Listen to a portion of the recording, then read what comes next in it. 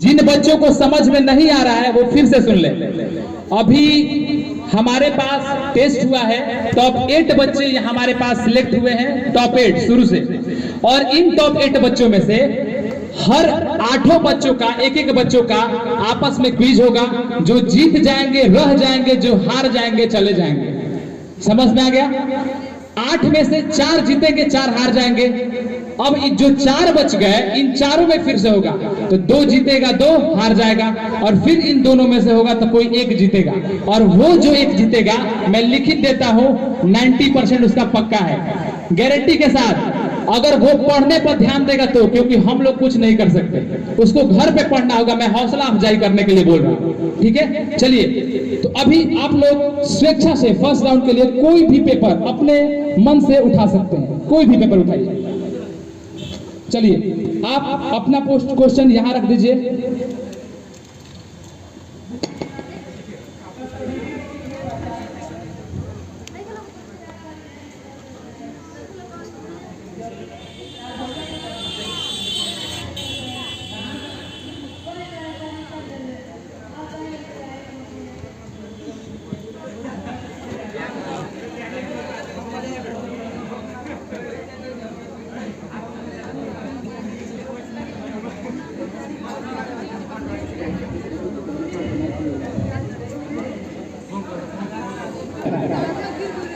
क्योंकि अगर गलती से दिमाग ये अगर गलत हो जाएगा फिर दिक्कत हो जाएगा।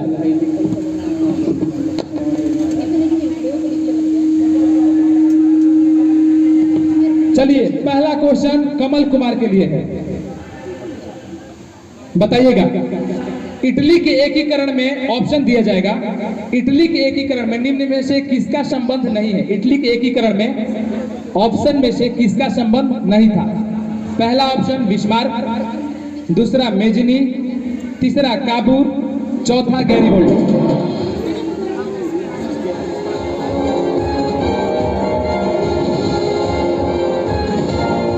इटली के एकीकरण में किसका संबंध नहीं है? ठीक है, समझ गए आप? Bismarck, Mazzini, Cavour, Garibaldi. Bismarck. इनका आंसर है बिस्मार्क, जो कि बिल्कुल क्या है, सही है गलत है? बिल्कुल सही जवाब। तो 1 पॉइंट इनको दिया जाए।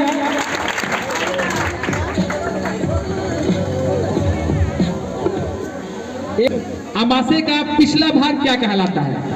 अमाशय का पिछला भाग क्या कहलाता है? Cardiac, fundic, pyloric, पैरोटिक।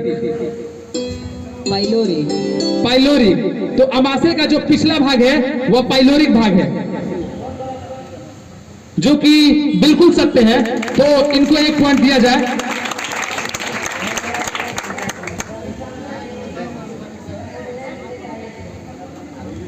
चलिए, अगला क्वेश्चन आपके पास है। 2 में से दोनों आप सही बताएं, एकदम नॉर्मल होकर बताइएगा, कोई टेंशन लेने की जरूरत नहीं है। आप आराम से, जैसे कोचिंग में आप लोगों को तो आदी हो चुके हैं, आप लोग कोचिंग में जैसे होता है वैसे ही है। देखिए, भारत में पहला मानव विकास कब जारी हुआ?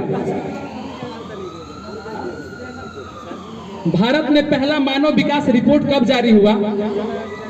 अगस्त 2001 पहला ऑप्शन, दूसरा अगस्त 2002, तीसरा अप्रैल 2001, चौथा अप्रैल 2002। अप्रैल 2002। बहुत सुंदर जवाब, और तीनों में से अभी तीनों सही बता चुके हैं। चौथा क्वेश्चन, पीत के कार्य को क्या कहा जाता है? अगर पीत कार्य करेगा तो ऑप्शन में से ऑप्शन दिया जाएगा। पीत के कार्य को क्या कहा जाएगा? अन्नचयन, पायसीकरण, ऑक्सीकरण, निस्तापन। पायसीकरण। पायसीकरण, जो कि बिल्कुल सही जवाब है, और चारों में से चारों का सही जवाब। देखिएगा, इन बच्चों के साथ तो हम छल नहीं कर सकते। टॉप 8 के बच्चों के साथ जो भी ये अपना उठा रहे हैं वो बता रहे हैं। हो सकता है कोई ये भी सोचे कि हम प्री प्लान किए हुए हैं, तो अगले बार भैया आप क्वेश्चन तय कीजिएगा और हम पढ़ाएंगे, और यहाँ पे आप पूछिएगा, तब जाके आपको विश्वास होगा सिलेबस से कि हम पढ़ाए हैं कि नहीं पढ़ाया गया है। चलिए, चारों में से चारों सही जवाब बताए हैं। अब जिम्मेदारी रोहित यादव के ऊपर, आप अपना क्वेश्चन दे दें। कड़ा टक्कर होने वाला है। ये मत सोचिएगा कि चारों में चारों बताना है, नॉर्मल होकर एक एक क्वेश्चन का जवाब दीजिएगा।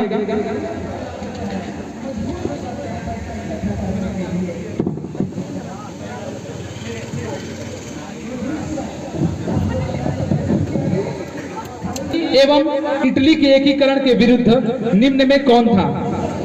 जर्मनी और इटली के एकीकरण के विरुद्ध ऑप्शन में से कौन था?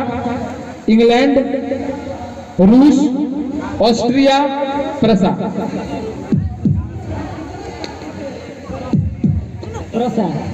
प्रसा, जो कि बिल्कुल गलत है। तो मैच तो यही डिसाइड हो रहा है, मैं तो यही डिसाइड हो गया, लेकिन आगे आपसे पूछा जाएगा ब्रेन हैमरेज का मुख्य कारण क्या है? हाइपोटेंशन, हृदयाघात, हाइपरटेंशन, पक्षाघात। हाइपरटेंशन, जो कि बिल्कुल सही जवाब। कृपया तालियों के साथ इनका मनोबल बढ़ाएं। जरूरी नहीं है कि कोई एक प्रश्न का आंसर गलत दे दे तो पढ़ने वाला नहीं है। आप कृपया अपना मनोबल ना गिराएं। तीसरा क्वेश्चन, निम्नलिखित में से किस महापुरुष की भारत की राष्ट्रीय आय का आंकड़ा सर्वाधिक प्रचलित था? निम्नलिखित में से ऑप्शन दिया जाएगा, क्योंकि ये ऑप्शन वाला क्वेश्चन है। किस महापुरुष की भारत की राष्ट्रीय आय का आंकड़ा सर्वाधिक प्रचलित था? डॉक्टर VKRV राव, दूसरा PC मावलंकर, सी दादा भाई नौरोजी, प्रोकेंस। दादा भाई नौरोजी।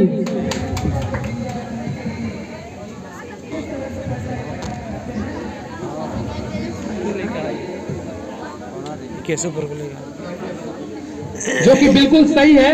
तो आपका सी ऑप्शन। अगला क्वेश्चन, पाचन के समय पीठ की भूमिका क्या होती है? अगर थोड़ा भी दिमाग लगाएंगे तो शायद यह प्रश्न का आंसर आप दे दें। पाचन के समय पीठ की भूमिका क्या होती है? वसा का अवशोषण, वसा का पायशीकरण, वसा का उत्सर्जन, वसा का पाचन। पाचन के समय पीठ की भूमिका क्या होती है? वसा का अवशोषण, वसा का पायशीकरण, वसा का उत्सर्जन, वसा का पाचन। वसा का पाचन।